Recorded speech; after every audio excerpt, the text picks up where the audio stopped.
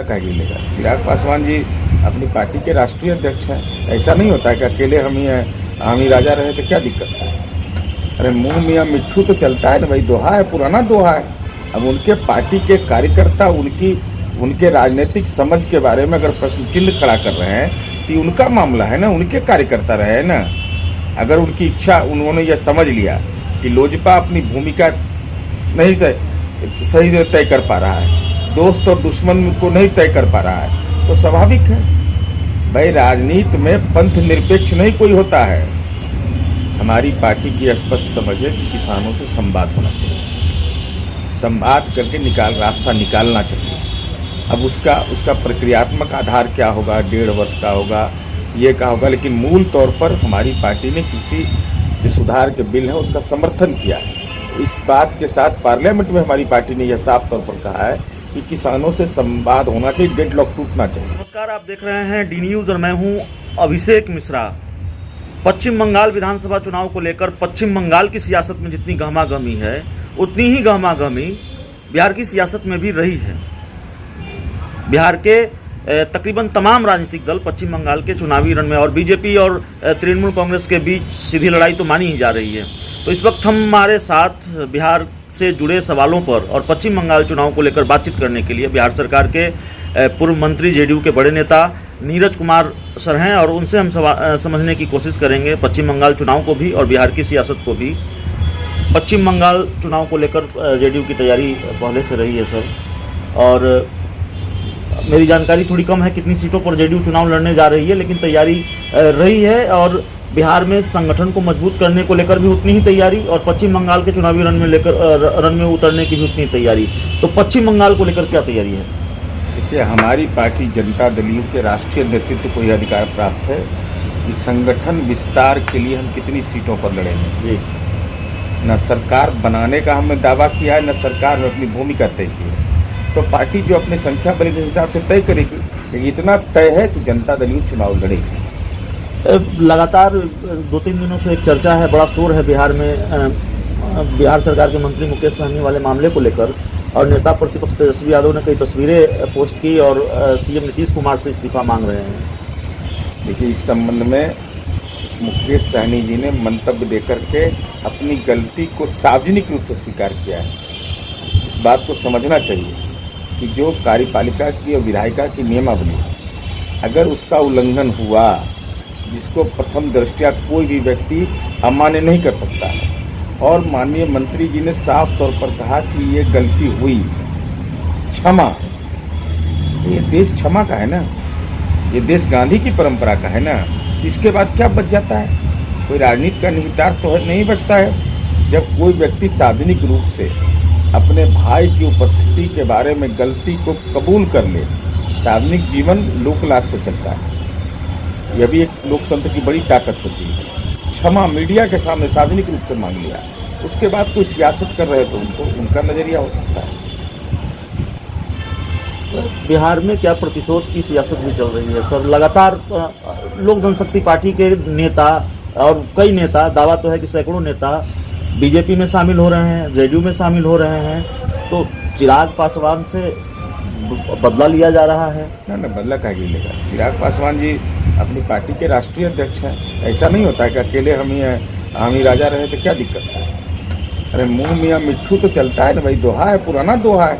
अब उनके पार्टी के कार्यकर्ता उनके राजनीतिक समझ के बारे में अगर प्रश्न चिन्ह खड़ा कर रहे हैं तो उनका मामला है ना, उनके कार्यकर्ता रहे हैं ना। अगर उनकी इच्छा, उन्होंने यह समझ लिया कि लोजपा अपनी भूमिका नहीं सही तय कर पा रहा है, दोस्त और दुश्मन को नहीं तय कर पा रहा है, तो स्वाभाविक है भाई, राजनीति में पंथ निरपेक्ष नहीं कोई होता है। 2 धारा है, एक एनडीए की धारा है, एक यूपीए की धारा है, तब भी कहाँ है बीच में? न 3 में रहेगा न 13 में जो हाल है। क्या ये सही नहीं है कि लंबे वक्त तक जेडीयू के अंदर भी कंफ्यूजन रहा चिराग पासवान को लेकर? बीजेपी का जो स्टैंड रहा, ठीक है, बिहार में बीजेपी ने चिराग पासवान से खुद को अलग किया, लेकिन केंद्र में चिराग पासवान के होने न होने को लेकर बड़ा स्टैंड रहा। लेकिन जिस तरह से बीजेपी ने हाल के दिनों में चिराग पासवान की कुंडवे में सेंधमारी की, एक तरह से जेडीयू को आश्वस्त किया प्रत्यक्ष या परोक्ष रूप से कि देखिए हम आप ही के साथ हैं, ये मैसेज देने की कोशिश की। देखिए, हमारी समझ व्यक्तिगत है कि विगत विधानसभा चुनाव में जनता दलियों से उनकी लड़ाई थी जो सार्वजनिक तौर पर था जी। लेकिन राघोपुर में उम्मीदवार उन्होंने दिया, किसकी मदद कर रहे थे? राघोपुर में अगर भारतीय जनता पार्टी का उम्मीदवार हारा तो आप वोट का मार्जिन निकाल करके देख लीजिए, वो स्पष्ट हो जाएगा कि लोजपा ने राष्ट्रीय जनता दल को जिताने में मदद कर दी। ये साफ तौर पर राघोपुर में तो ये नजरिया साफ हो गया ना। तो भारतीय जनता पार्टी भी तो पार्टी है, राष्ट्रीय पार्टी है, उसको भी एहसास इस बात का हुआ ना कि भाई लोजपा ने मेरे साथ जो व्यवहार किया राघोपुर में, वह राष्ट्रीय जनता दल को मजबूत करने की कार्रवाई थी। जब भारतीय जनता पार्टी केंद्र में बड़ी पार्टी है, उसने राज्य में किनके नेतृत्व में चुनाव होगा ये सार्वजनिक कर दिया। आदरणीय प्रधानमंत्री जी लगातार विभिन्न सभाओं में इसकी घोषणा करते रहे, आदरणीय गृह मंत्री जी करते रहे, भारतीय जनता पार्टी के राष्ट्रीय अध्यक्ष करते रहे, और उस समय आदरणीय चिराग पासवान जी कहते थे कि प्रधानमंत्री जी का जयकारा कर रहे थे। तो राघोपुर में किसकी सेवा कर रहे थे? तो राघोपुर में उम्मीदवार दिया जाना ही साबित कर रहा था कि लोजपा की भूमिका संदिग्ध है। सर, एक बयान आया है केंद्रीय मंत्री गिरिराज सिंह का, उन्होंने कहा कि काम न करें अधिकारी तो उसको बांस से मारिए, और फिर मुख्यमंत्री जी का भी बयान आया है शायद कि भाई उन्हीं से पूछा जाए क्या ये ठीक है। आप ठीक मानते हैं इस पर? देखिए, 2005 में जब हमारी सरकार बनी थी तो हमको एक बात के लिए वोट मिला था, प्रशासन में राजनीतिक हस्तक्षेप नहीं। क्योंकि पूर्व के शासन काल में होता था कि थाना को फोन जाता था कि इनको गिरफ्तार करके जेल भेज दो, और सार्वजनिक जीवन में भाई तंत्र को ठीक किया जाना चुनौती है ना। भाई अगर लाठी चलाने से तो मुंह में तो उससे बड़ी ताकत है, कलम में उससे बड़ी ताकत है। भाई अगर सब ठीक रहता तो लोक सेवा कानून क्यों बनाते? लोक शिकायत सरकारी सेवा कानून क्यों बनाते?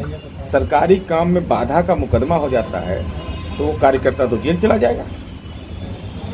ये समझना बहुत जरूरी है।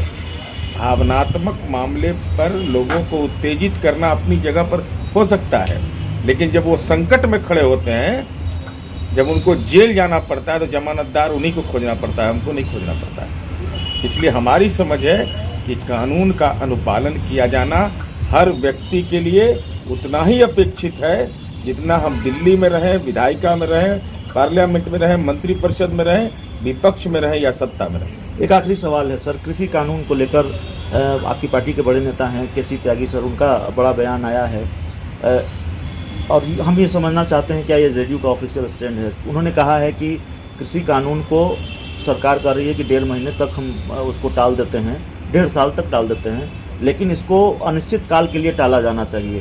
क्या जेडीयू मानती है कि अनिश्चित काल के लिए टाला जाना चाहिए? पार्टी के राष्ट्रीय प्रवक्ता हैं, उन्होंने मंतव्य दिया है। हमारी पार्टी की स्पष्ट समझ है कि किसानों से संवाद होना चाहिए, संवाद करके रास्ता निकालना चाहिए।